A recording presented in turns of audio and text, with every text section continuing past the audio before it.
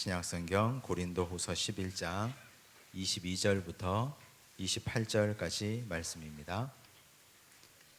하나님께서 우리에게 주신 말씀을 한 절씩 교독하겠습니다. 그들이 히브리인이냐 나도 그러하며 그들이 이스라엘인이냐 나도 그러하며 그들이 아브라함의 후손이냐 나도 그러하며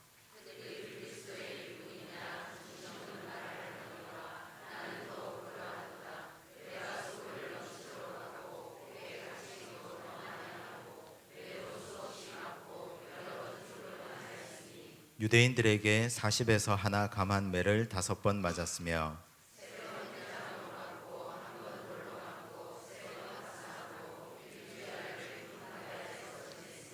여러 번 여행하면서 강의 위험과 강도의 위험과 동족의 위험과 이방인의 위험과 신의 위험과 광야의 위험과 바다의 위험과 거짓 형제 중의 위험을 당하고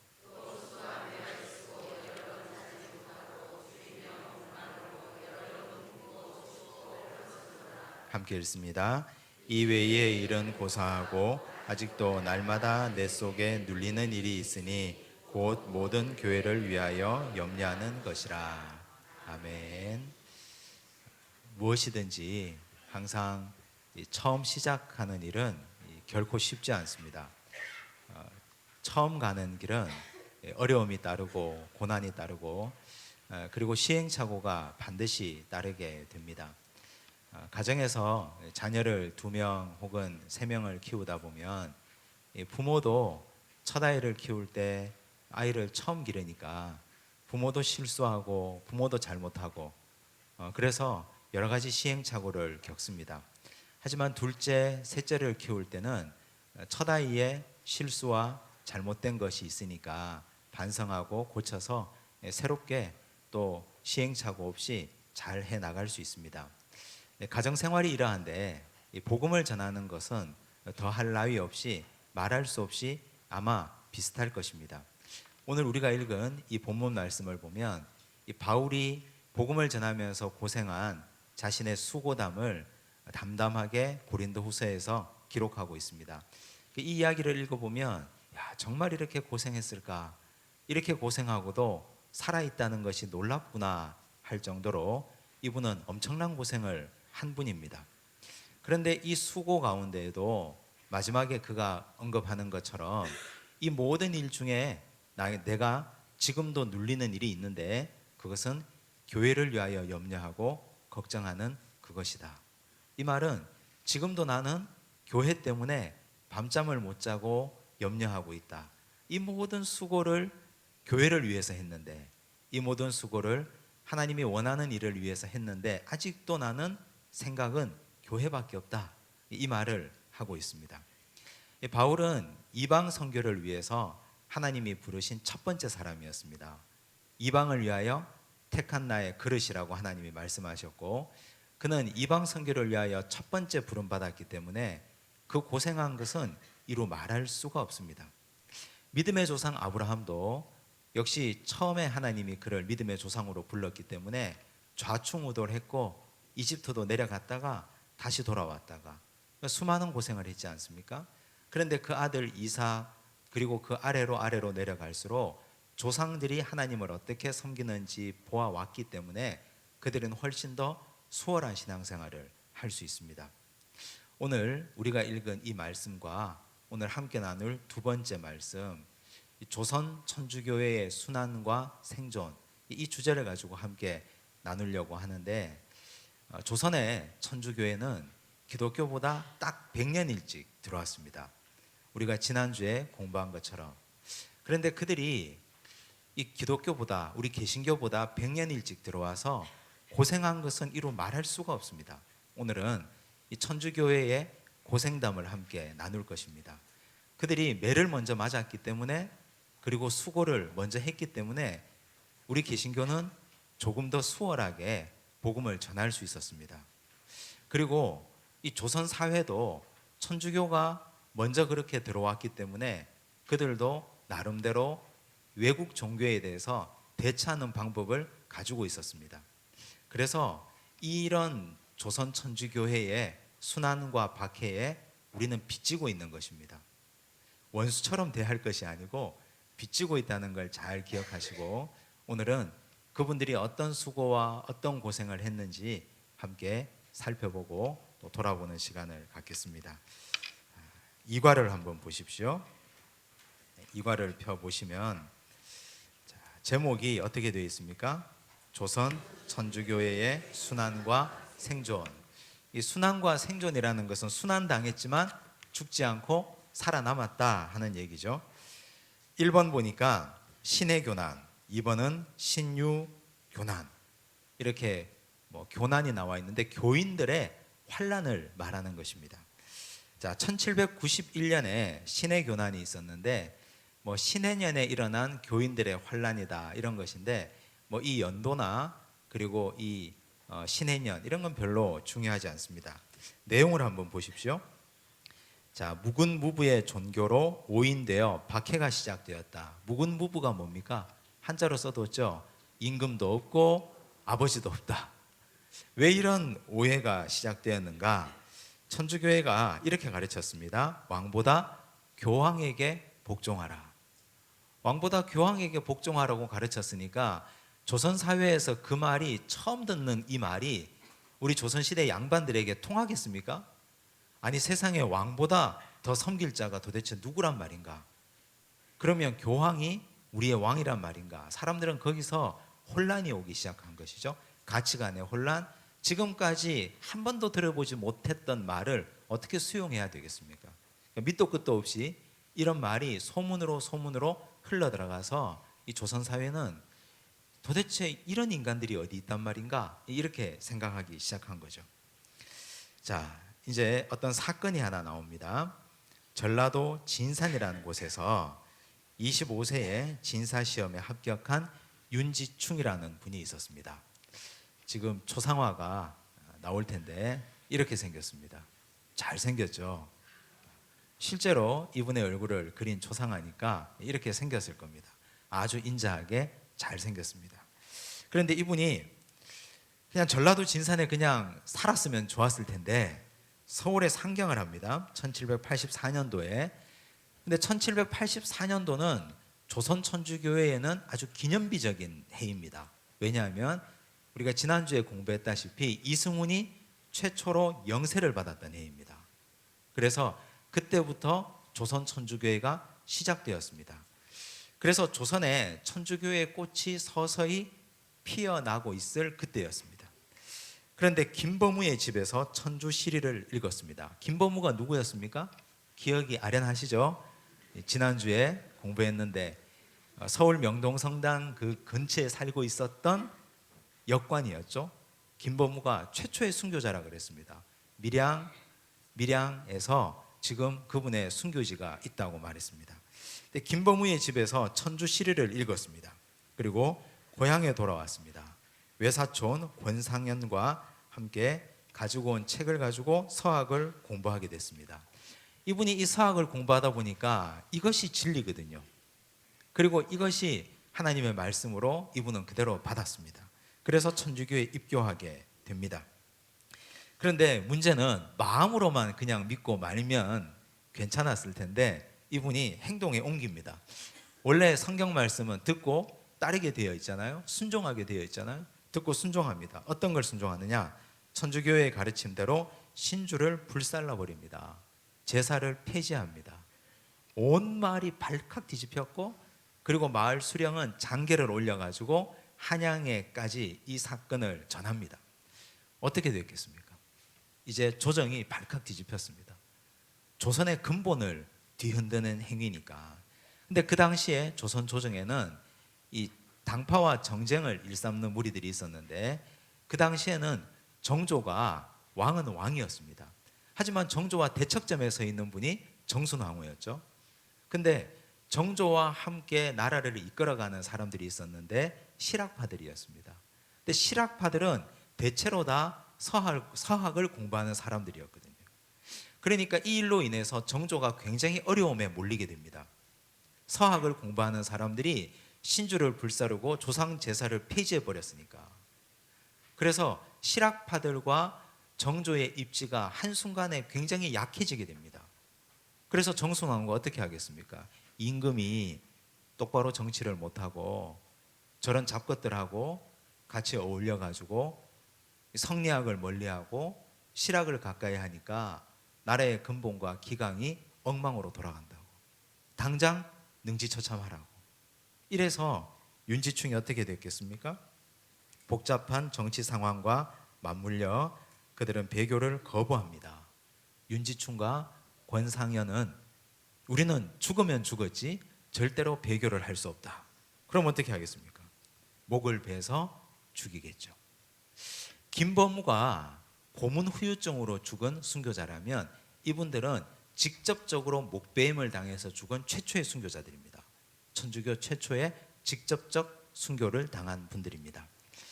지금 이제 이분들을 기리는 이 모형이나 이 그림들이 곳곳에 있는데 전주에 가면 어디를 가십니까? 전주에 가면 전주에 성당 유명한 데가 있죠.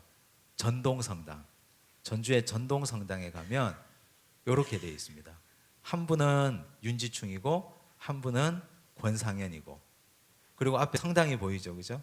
아까 앞에 그림 다시 보여주십시오. 예, 이렇게 되어 있습니다. 성당에 이 모양도 같이 만들어져 있습니다.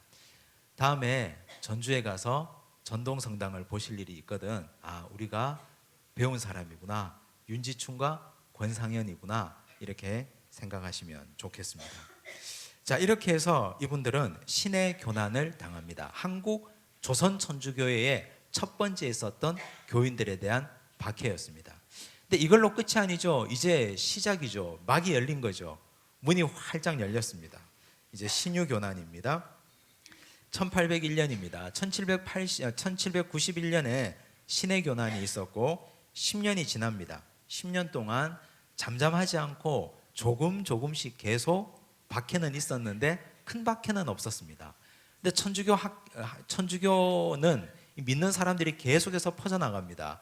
위에서부터 아래로 내려오니까 주인이 믿으면 종들도 믿고 그리고 그 집안이 다 믿게 되고 한 집안의 어른이 믿으면 아이들까지 다 믿는 그런 현상이 벌어집니다. 신유교난을 보시면 천주교는 사제가 있어야 성사를 진행할 수 있습니다. 우리 지난주에 공부했듯이 이승훈이 와가지고 서품도 주고 또 사제도 집례도 하고 성사 집례를 했는데 그건 가성직 상태에서 한 것이라고 말씀드렸잖아요.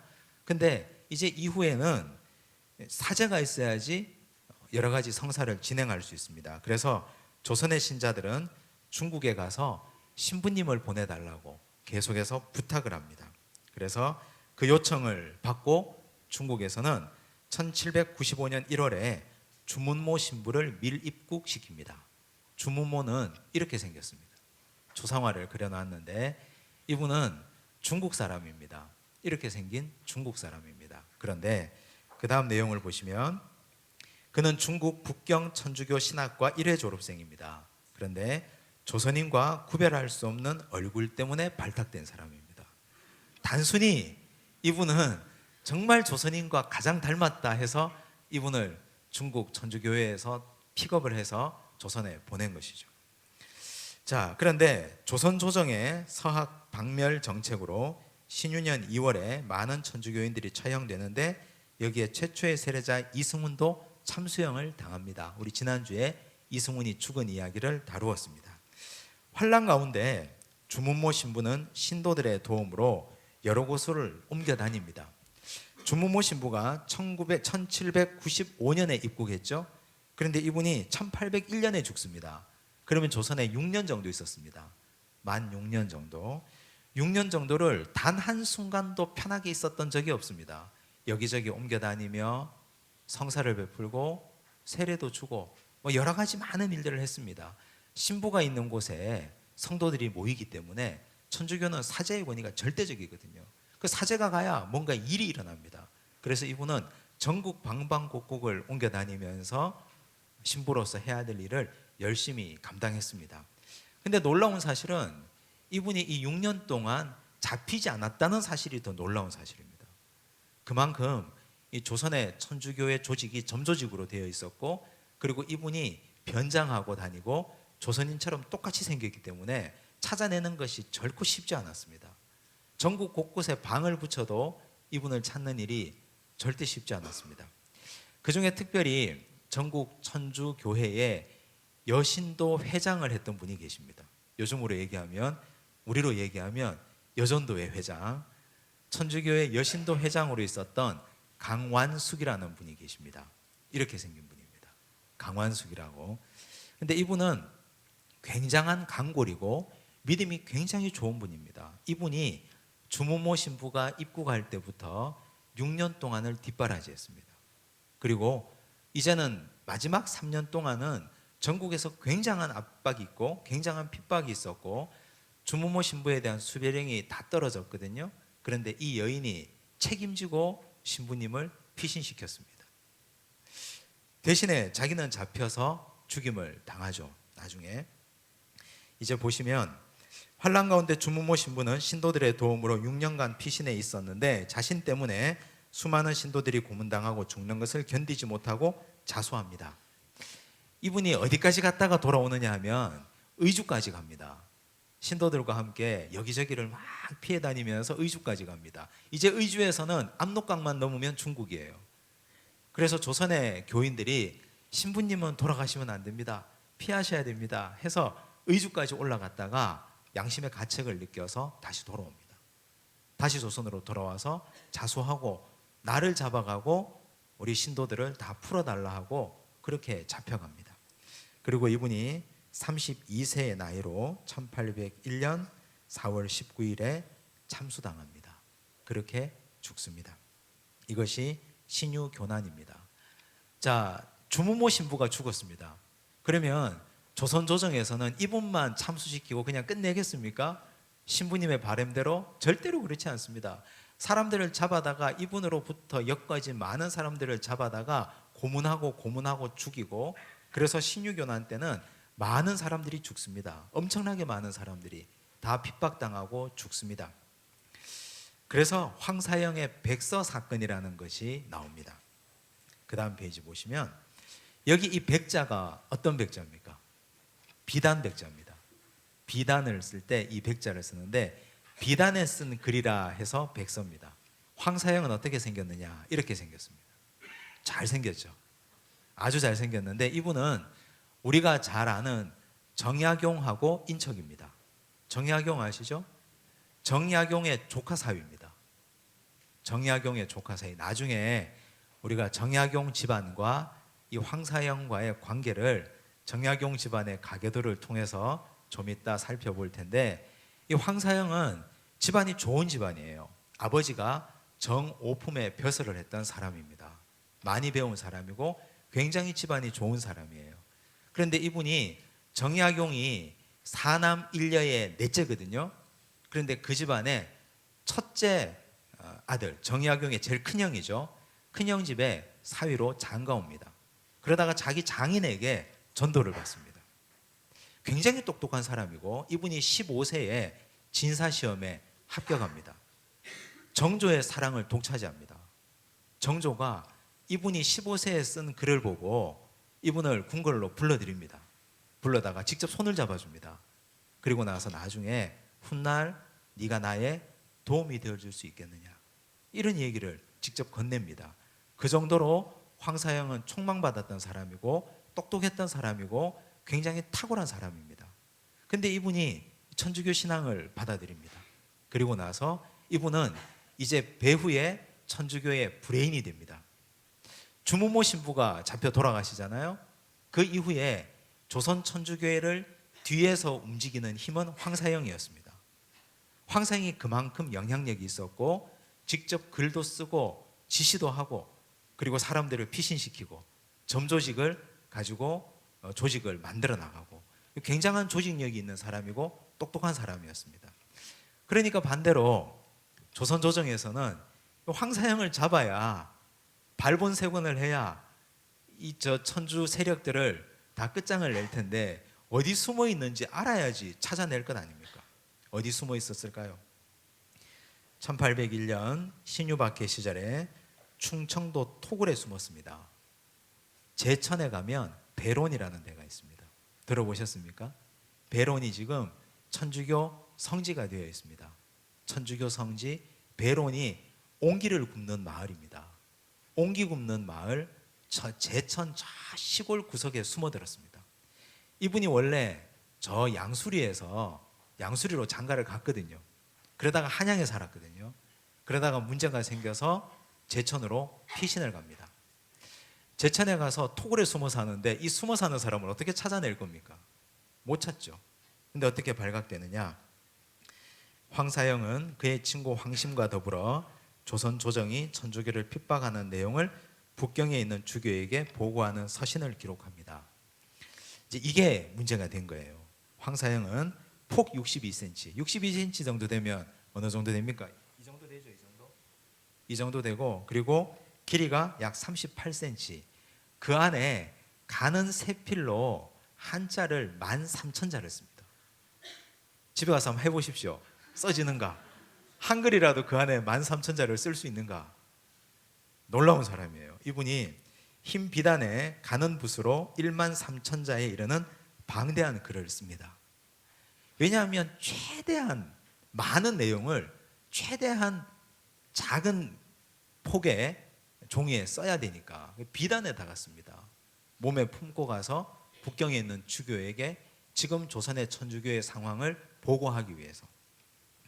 그런데 이 친구 황심이 북경에 있는 주교에게 전달하려 했으나 은신처에서 체포됩니다. 이 황사영과 이분을 둘러싼 이야기들이 소설가 김훈이라고 있습니다. 김훈 소설가 들어보셨습니까? 아주 유명한 소설가인데 이분이 쓴 흑산이라는 책이 있습니다. 근데 흑산은 이분들의 이 조선 초기의 천주 교인들의 내용을 바탕으로 쓴 소설입니다. 흑산을 읽어보시면 이 내용이 아주 잘 나타나 있습니다. 꼭 한번 읽어보시기 바랍니다. 자, 그런데 여기에는 배교자가 있어요. 황심이 배교자가 아니고 이 황사영과 황심을 밀고 한 배교자가 있습니다. 그 배교자가 황사영과 황심이 있는 거처를 알아내고 밀고를 합니다. 그래서 체포되죠. 그래서 그 편지는 전달되지 못합니다. 편지의 내용을 보시면요, 이 내용은 세 부분으로 나누어지는데, 첫째는 당시 교세와 주문모 신부의 활동, 신유 교난으로 인한 순교자의 양력 등을 기록했습니다. 그래서 그 당시 조선 천주교회는 중국 교구에 속해 있었거든요.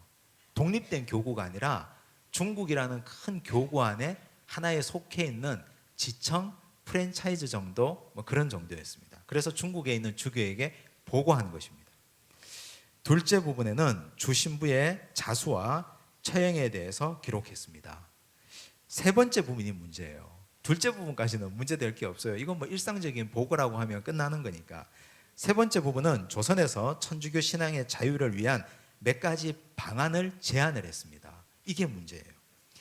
자, 이 백서의 내용 중에 이 세 번째 내용 중에 그 중에 아주 심각한 몇 가지를 4번에다가 적어두었습니다. 자, 이건 황사영이 직접 쓴 내용입니다. 보시면 조선은 청나라 황제의 명령을 따르니 황제의 동의를 얻어서 서양인 신부를 조선에 보내게 할 것. 이렇게 청나라에 있는 주교에다가 편지를 쓴 거예요. 두 번째, 이시조선은 쇠하고 망할 지경에 이르렀으니 조선 땅을 청나라에 예속시키고 왕의 친족을 두어, 여기서 왕의 친족은 청나라 왕의 친족이죠, 조선을 감독하고 보호하게 할 것. 이쯤 되면 반역이죠. 이제 이쯤 되면 이건 영모를 꾀하는 영모죄에 해당하는 서신이 되잖아요. 조선은 지난 200년 이래 평화가 계속되어 전쟁을 모르니 군함 수백 척과 강한 병사 5, 6만으로 선교의 승인을 강력하게 요구할 것과 서양 전교대를 조직하여 선교사의 포교를 쉽게 할 것. 이게 심각한 문제예요. 자, 이 내용이 발각이 됐단 말이죠. 백서 한번 보여주시죠. 이렇게 생겼습니다. 보이지도 않아요, 글자가. 이게 원래는 그 의검부에서 보관하고 있다가 프랑스 신부가 가져갔다가 나중에 교황청에 갖다 줘요. 교황청 박물관에 보관되어 있습니다. 근데 어쨌든 지금 여기 보이지도 않죠. 이렇게 13,000자가 하얀 비단에 빽빽하게 있는데 그 중에 파트 1, 파트 2, 파트 3 그중에 세 번째 파트에 이런 내용들이 문제가 됩니다. 그래서 나중에 이걸 조선관리가 발각을 했어요. 봤어요. 그리고 나서 조정에 보고를 하겠죠. 황사영이 어떻게 되었을까요? 위의 내용이 공개되자 황사영뿐만 아니라 천주교인들은 망고의 역적이라는 비난을 받습니다. 황사영은 당연히 능지처참 되겠죠. 가족은 모두 유배됩니다. 어머니는 거제도로 팔려가서 관노가 되고, 부인은 제주도로 팔려가서 관노가 되고, 아들은 추자도에 떨어뜨립니다. 그렇게 해서 다 뿔뿔이 흩어지게 됩니다. 이 황사영의 백사가 주는 역사적 교훈이 있습니다. 선교 방법론의 문제입니다. 이제 선교 방법론에 대해서 우리가 고민을 좀 해야 되는데, 조선 초기에 이 조선에 천주교가 들어왔던 이 초기에 과연 이런 방법론이 옳았느냐 하는 문제입니다. 천주교가 과연 이런 식으로 조선을 전도하고 복음화 시켜야만 했을까? 이건 전형적인 힘에 의한 포교, 힘에 그리고 무력에 의한 전도거든요. 과연 이것이 옳으냐? 우리는 이 문제에 대해서 심각하게 고려해 봐야 됩니다.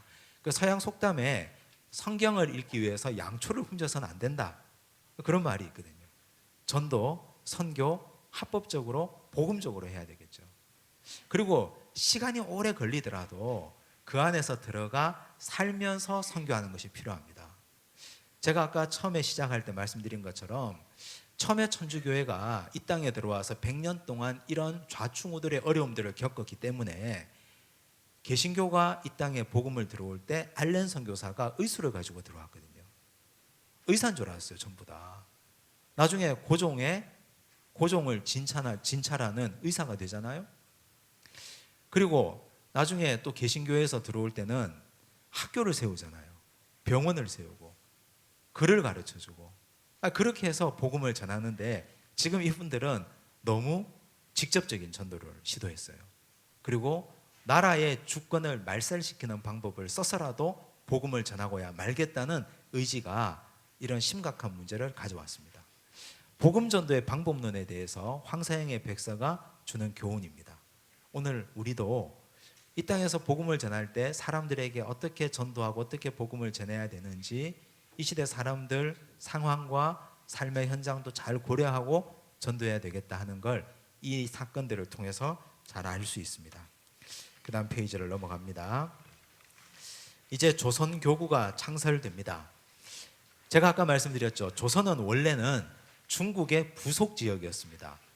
전 세계 캐톨릭 지도를 펴놓고 보면 그 당시에는 중국에는 교구가 있는데 조선은 그냥 하나에 딸려있는 중국의 격가지 교구에 불과했죠. 그래서 정약종의 아들 정하상, 정약종은 정약용의 바로 윗형입니다. 바로 위의 형이에요. 그 집안의 셋째 아들입니다. 그 아들 정하상과 역관 출신 유진길 등이 중심이 되어서 조선에 독립된 교구를 창설해 줄 것을 교황청에 요청합니다. 아주 담대한 사람들이죠. 대담한 일을 하죠. 편지는 북경에서 라틴어로 번역됩니다. 이 북경의 편지가 이건 아주 안전하게 갔어요. 그리고 라틴어로 번역되어서 1827년 교황 레오 12세에게 전달됩니다. 그리고 교황은 조선교구 설정을 반포하고 1831년 프랑스 신부 부르기에르를 파송하기로 결정합니다. 자, 그런데 부르기에르가 조선 입국을 앞두고 1835년에 병으로 사망하게 됩니다. 그래서 1836년 1월에 3명의 신부가 동시에 입국합니다. 모방, 앙베르, 샤스탕. 차례대로 초상화를 한번 봅시다. 이렇게 생긴 분이 모방 신부입니다. 서양 사람들은 다 비슷비슷하게 생겼잖아요. 서양 사람들이 우리를 보면 다 똑같이 생겼다는 것처럼. 자, 그 다음 앙베르 이렇게 생겼습니다. 좌우만 좀 바뀌었고, 자, 그 다음에 샤스탕 더 비슷하게 생겼죠. 모방하고 샤스탕은 진짜 구별하기 어렵습니다. 이렇게 생긴 분들입니다. 자, 이분들이 이제 아주 이분들은 역사적으로 조선 천주교회에서는 의의가 있는데, 조선 천주교회가 중국에서 독립되어서 독립된 교구가 됐잖아요. 하나의 독립된 교구가 되었을 때 처음으로 조선에 온 서양인 신부들입니다. 그래서 모방, 앙베르, 샤스탕은 굉장히 중요한 분들입니다. 그리고 이분들이 왜 중요하냐? 하지만 조선 조정의 당정은 서학의 호의적인 세력을 끝까지 물고 늘어집니다. 정순왕후 계열의 사람들이. 그래서 1839년 4월 기해 고난이 시작됩니다. 이분들이 1836년에 입국했는데 43년 정도를 사역을 하고 체포됩니다. 정하상, 유진길 등과 함께 체포되고 모방 앙베르 샤스탕 신부가 1839년 9월에 66대의 곤장을 맞고 효수형에 처해집니다. 목배임을 당해서 그 목을 사람들이 보라고 대문에다가 큰 사람들이 많이 다니는 문에다가 걸어두고 3일 동안 걸어두고 그리고 시체는 던져버리죠. 그렇게 죽임을 당합니다. 자, 이 세 명의 신부 중에 샤스탕 신부가 이제 죽음을 앞두고 본국의 부모님에게 보낸 편지가 있습니다. 그 편지가 프랑스 선교부에 남아 있습니다. 그 편지를 한번 보겠습니다. 이렇게 있습니다. 제가 읽겠습니다. 조선에서 1839년 9월 1일 1839년 9월 1일에 편지를 썼어요. 사랑하는 아버지 어머니, 주의 평화가 두 분과 함께 있으시기를. 성사를 다하고 나서 제 숙소가 있는 기분 좋고 조용한 곳에 가서 좀 쉬기를 바라지만 천주께서는 저희들에게 무한히 더 즐거운 거처를 마련하십니다. 거기가 어딜까요? 천국이겠죠. 저희들에게 오래지 않아 그리로 들어갈 행복을 주시고 앞서간 영화로운 순교자들과 같이 영원히 쉬게 될 것이 확실한 것 같습니다. 이 나라는 조선을 말합니다. 이 나라는 세상 재물로는 가난하나 십자가로는 비옥한 나라입니다. 이렇게 복받은 포교지에 저를 불러주신 주의 섭리에 10,000번 감사를 드립니다. 천국에 가서 부모님을 기다릴 터이니 그동안 온 힘을 다하여 천주님을 사랑하시기 바랍니다. 그러면 틀림없이 약속 장소에 오시는 기쁨을 누리실 것입니다. 성심 안에서 가장 진실한 애정으로 결합하여 있는 지극히 겸손하고 정성스러운 아들 샤스탕 올림. 이렇게 편지를 썼어요. 자, 이 편지가 본국에 가고 부모에게 전달이 되었잖아요. 그 받은 부모의 심정이 어땠을까요? 이미 신부로 서품 받고 한 번도 들어보지 못했던 저 조선에 신부로 간다는 소식을 들었을 때 이미 내놓은 아들이지만, 그런데 그래도 부모 마음이 가서는 건강하게 잘 살았으면 그런 마음이었을 텐데, 이 아들이 이 편지 쓴 내용을 보면 참 정이 많고 사랑이 많고 따뜻한 아들이었던 것 같아요. 근데 이 아들이 이렇게 편지를 쓰고 효수형을 당하고 시신도 찾지 못하고 그냥 죽었어요. 이 편지를 받았던 부모의 심정을 한번 헤아려 보셔야 돼요. 오늘 우리가 서 있는 이 자리는 이렇게 수많은 외국인 선교사도 와서 죽고, 그리고 그들의 부모도 가슴 아픈 자녀를 가슴에 묻는 그런 고난도 다 겪고, 그래서 오늘 우리가 이 자리에 빚지고 서 있는 사람들입니다. 우리는 다 많은 빚을 지고 살아가는 사람들이에요. 어떻게 해야 우리가 그 빚을 갚겠습니까? 열심히 기도하고 복음 전하고 전도하고, 우리끼리 싸우는 거 시간 아까워서 싸울 수도 없어요. 이런 분들의 헌신과 수고를 생각하면 우리는 지금 남아있는 시간 열심히 전도하고 복음 전하고 하나님 기뻐하시는 일을 최선을 다해서 감당해도 시원치 않을 판에 앉아있기가 부끄러울 정도입니다.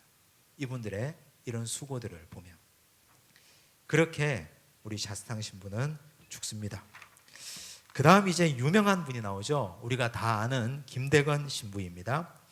자, 이 세 분의 신부 중에 모방 신부가 사람을 길렀어요.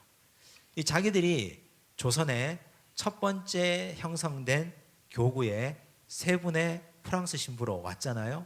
근데 자기들만 여기서 신부로 살 것이 아니고 이 땅에도 이제 사제가 나고 신부가 세워져서 조선의 신자들을 기르고 돌봐야 된다는 생각으로 이분들이 사람을 기릅니다. 김대건, 최양업, 최방재 세 명의 소년을 선발합니다. 신학과 라틴어를 직접 가르칩니다. 그러다가 1837년에 마카오로 유학을 보냅니다. 이 땅에 와서 이분들이 1년 만에 한 일이에요. 그러면 이분들이 이 땅에 와서 3년 만에 죽잖아요. 3년 만에 죽어요. 예수님처럼 3년의 공생애만 딱 하고 그리고 죽었어요. 근데 오자마자 조선에 있는 많은 젊은이들 중에 인재들을 발굴해요. 그리고 발굴한 사람을 유학을 보냅니다. 1년 만에 유학을 갔다가 김대건은 1845년 8월 17일 조선의 3대 주교인 패러울 신부의 집례로 중국 상해 교회 성당에서 신부 서품 성사를 받습니다. 그러나 신부 서품 성사를 받고 1년 후에 1846년 7월에 순교당합니다. 자, 김대건이 이렇게 생겼습니다. 김대건 신부 잘 생겼죠, 그죠? 조상아라서 조금 과장된 게 있을지도 있는데 그래도 이렇게 생겼습니다. 뭐 여러 조상아를 살펴보니까 거의 비슷하게 이런 모습입니다. 이분도 순교자의 반열에 오른 사람입니다. 그런데 지금까지의 천주교 박해는 1년 혹은 2년에 그쳤는데 대원군 아시죠? 이렇게 생긴 분 보십시오. 이렇게 생긴 분 다 생긴 게 이렇게 생겼어요. 이렇게 생겼으면 이 풍채에서 풍겨 나오는 것이 얼굴에 써져 있잖아요. 나는 절대로 문을 열지 않겠다. 나는 절대로 너희들과 교류하지 않겠다. 뭐 이런 게 얼굴에 딱 써져 있잖아요. 자, 이분이 집권한 후에는 지속적인 박해가 이어집니다. 1866년부터 1873년까지 이어진 박해 가운데 조선의 4대 주교인 베르니 주교를 비롯한 많은 선교사들과 신자들이 순교의 피를 흘렸습니다. 근데 대원군이 이렇게 지속적인 박해를 이어온 배경이 있습니다. 그 아버지가 남영군이죠. 아시죠? 그런데 남영군의 묘소를 도굴당한 사건이 아주 심각한 이유입니다. 자, 남영군 묘소가 도굴당하는데 그 이유가 있습니다. 이 조선의 천주교 신자들 중에서도 온건한 사람이 있고 과격한 사람이 있을 거 아니에요. 근데 그 과격한 사람 중에 몇 명이 패롱 신부라는 사람, 이렇게 생긴 신부예요. 패롱 신부가 이렇게 생겼어요. 이분도 풍채가 신부님이지만 약간 좀 자유롭잖아요, 그죠? 자, 이분에게 조선인 몇 사람이 이렇게 말합니다. 대원군의 아버지 남영군 묘소를 도굴하고 유고를 담보를 잡자. 그리고 대원군과 협상을 한번 해보자. 상상은 할 수 있는데 이건 이 땅의 조선 사회에서는 통하지도 않는 상상 아닙니까? 어떻게 이런 상상을 하겠습니까? 이런 상상을 해서도 안 되고 설혹했더라도 이걸 이 행동에 옮겨서는 곤란한데, 이 패롱 신부는 서양 사람인데 뭐 자기는 별로 문제될 게 없다고 생각한 것 같아요.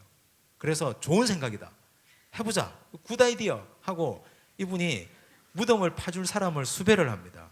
누구를 수배를 합니까? 패롱 신부는 이 일에 독일인 상인 오페르트를 끌어들입니다. 프랑스 신부가 이렇게 생긴 독일 상인 오페르트를 끌어들입니다. 옛날에 국사 시간에 배우셨죠? 오페르트 도굴 사건. 그래서 오페르트가 사람들을 이끌고 1868년 5월에 거사를 시작했어요. 근데 이 조선의 묘가 어떤 식으로 만들어져 있는지를 전혀 지식이 없는 사람들이 땅을 판 것 같아요. 대원군의 아버지 묘인데 대충 만들었을까요? 파보니까, 이 파고 들어가니까 그 유골을 찾아 들어가는 과정이 쉽지 않은 거예요. 지금의 그 콘크리트보다 더 강력한 걸로 발라놓고 막 이렇게 해놓으니까 이걸 뒤집어내는 것이 쉽지 않아요. 날이 밝아와요. 그래서 다 버리고 그냥 도망가 버려요. 그냥 그 자리를 수습도 하지 않고 유골도 찾지 못하고, 그리고 다 버리고 다 도망가 버립니다. 참담한 현장을 본 대원군은 이 일로 인해서 천주교인을 향한 복수를 다짐합니다. 그 이후에 어떻게 됐을까요? 이제는 전쟁이죠. 이제는 대원군은 천주교인 하면 이를 가는 거예요. 신부 눈에 띄기만 하면 다 죽이고 싶은 거예요. 이것도 그 당시 우리 황사영의 백서 사건과 같은 맥락으로 보시면 과연 이런 식으로 하는 것이 전도에 도움이 되는가? 이렇게까지 해서 선교에 도움을 줘야만 했던가? 선교 방법론의 문제입니다. 조선 초기 천주교회가 가지고 있는 두 가지 심각한 문제가 황사영의 백서 사건과 오페르토 도굴 사건인데 이건 오늘 우리가 선교하는데도 큰 이정표를 제시해주는 사건입니다. 자, 오늘 배운 내용을 정리해 봅시다. 이제 이건 여러분들이 집에 가서 정리해 보시면 됩니다. 정리하실 때 연도는 별로 중요하잖아요. 제가 지난주에 했던 거 삼국 통일 668년 뭐 이런 거, 그리고 우리 임진왜란 1592년에서 7년 동안 있었다, 이 정도 이정표가 되는 건 아주 중요한 사건들이니까 우리가 암기하고 외워야 되는데, 여기 뭐 신유교난, 신해교난 이런 거 어떻게 다 외우겠습니까? 이런 연도는 별로 중요치 않고 중요한 사건들, 그리고 윤지충의 진산 사건들, 이런 사건들은 충분히 이해하고 숙지하시면 되겠습니다. 자, 더 깊이 생각해 보기 중요합니다. 제가 읽습니다. 천주교는 이 땅에 들어오면서 피를 뿌리며 성장했습니다. 많은 사람들이 조상 제사를 하지 않는다는 이유로 참수당했습니다. 대표적인 사람이 윤지충, 권상현 같은 사람들이죠. 우리가 오늘 살펴본 분들. 그런데 오늘날 천주교는 조상 제사를 허용합니다. 어떻게 된 겁니까, 이건? 자, 그렇다면 당시 순교당한 자들의 죽음의 의미는 무엇이며 진리의 절대성과 상대성에 대해서 생각해 보시기 바랍니다. 자, 역사적으로 천주교가 우리 조선에 들어올 때는 조상제사가 불가했던 때였어요. 교황청에서 조상제사를 우상숭배라고 해서 허용하지 않았어요. 근데 언제 허용이 되느냐? 언제? 지금 윤지충 사건이 있을 때도 허용되잖아요. 그래서 이분들이 신주 태우고, 그리고 자기들은 조상제사 폐하고, 그리고 다 죽잖아요. 그렇게 해서 박해가 일어나고 교난이 일어나고 사람들이 다 잡혀가고 줄줄이 다 엮어갔는데, 그래서 초기 천주교가 100년 동안이나 박해를 당했는데, 그런데 언제 이걸 풀어버리냐? 1939년에 교황 비오 12세, 교황 비오 12세가 훈령을 내려요. 1939년.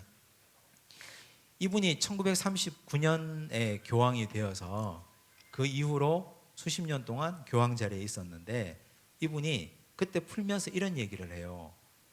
그건 동양에서 일어나고 있는 이런 논쟁들은 우상숭배가 아니라 미풍양속으로 봐야 하겠다.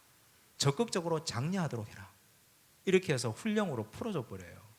그럼 그때부터 죄가 아닌 거예요. 그때부터.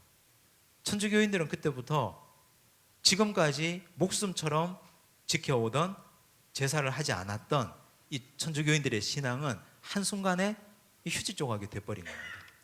그리고 공식적으로 천주교에서는 제2차 바티칸 공회라는 것이 열리는데 1961년부터 1965년까지 5년 동안 전 세계에 있는 추기경들이 다 함께 바티칸에 모여서 회의를 해요. 천주교 교리를 다 손을 보는 회의를 5년 동안이나 했거든요. 거기서 교황이 또 그 회의의 결과로 발표를 합니다. 이건 동양뿐만 아니라 전 세계 어디든 선교하는 곳에 그 나라의 미풍양속은 그대로 받아들이는 것이 좋겠다. 그대로 수용하자. 선교를 위해서 대승적으로 수용하자 하고 수용해 버립니다. 그래서 요즘 천주교 제사를 보면 신주를 모시고 제사를 드리지는 않죠. 그러나 조상 제사는 허용하고 있습니다. 진리의 절대성과 상대성의 문제에 대해서 어떻게 생각하십니까? 이렇다면 그럼 이전에 죽었던 윤지충, 권상현은 왜 죽은 겁니까? 많은 사람들이 목숨 걸고 피 흘려서 우상숭배하지 않기 위해서 10계명의 첫 번째 계명을 지키기 위해서 살다가 죽어갔는데, 그런데 이렇게 풀어버리면, 그래서 전국이 모든 전 세계의 천주교가 이렇게 다 믿어버리면 앞에 순교자들은 어디서 하소연해야 됩니까? 물론 하나님이 다 아시겠지만 진리는 이렇게 교황한 사람이 훈령을 내려서 바뀔 수 있는 차원의 진리가 아닙니다. 결코 교황도 사람이고. 그래서 진리는 하나님의 말씀이 진리지, 진리는 한번 선포되면 이 성경에 기록된 진리는 오고 오는 모든 인류, 예수님께서 재림하는 그때까지 이 성경의 진리는 영원한 진리이지 절대로 변치 않는 진리입니다. 손바닥 뒤집듯이 이렇게 뒤집을 수 없는 것이 진리입니다. 더 알아보기, 정약용의 집안과 황사영의 관계에 대해서 알아봅시다. 가계도를 한번 보여주십시오. 남의 집 가계도를 왜 우리가 관심을 가져야 되느냐? 정약용 가계도가 워낙 중요하기 때문에 그래요. 보시면 정약용의 부친이 정재원이라는 어른입니다. 근데 이분이 부인이 두 분이 있었어요. 남씨 부인, 윤씨 부인이 있었는데 남씨 부인과의 사이에서 정약현이 나요. 이 집안의 맏아들입니다. 두 번째 부인이 윤씨 부인인데 여기에서 정약전, 정약종, 정약용 그리고 또 정약용의 누나인 정씨라는 성을 가진 한 여인이 나요. 그러면 이 집에 총 자녀는 4남 1녀가 되겠죠. 근데 정약용의 누나는 누구한테 시집을 가요? 이승훈한테 시집을 가요. 1784년에 조선의 첫 번째 수세를 받은 영세를 받은 이승훈에게 시집을 가요. 그리고 정약용의 제일 큰형 정약현, 처남이 이벽이에요. 이벽이 어디서 기억이 나실 텐데 우리가 첫 주 공부할 때, 첫 번째 주 공부할 때 이 한번 보실래요? 페이지 한번 넘겨 보시면 7페이지에 있습니다. 7페이지 보시면 제일 위에 있습니다. 이승훈과 이벽을 중심으로 윤유일 등이 서울 명동에 살던 역관 김보무 집에서 모여 예배를 드리고 교리를 공부했다. 여기 이벽이에요. 이제 어디서 보셨는지 아시겠죠? 어쨌든 이 정약현의 처남이 이벽이고요. 이 정약현의 사위가 황사영이에요. 이 황사영의 백서를 기록한 황사영. 그렇다면 황사영은 정약용에게는 조카 사위가 되잖아요. 그렇죠? 이 집안 전체가 다 전부 다 이 천주교 신앙으로 다 뿌리가 쭉 내려오는 그런 집안입니다. 자, 이 중에서 참수당하고 죽었던 사람들이 있는데 정약용의 바로 위의 형 정약종이 순교해요.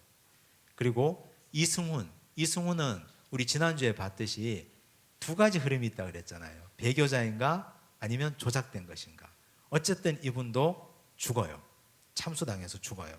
그리고 정약현 큰형의 처남인 이벽도 참수당해요. 그리고 황사영은 영모죄로 능지처참 당해요.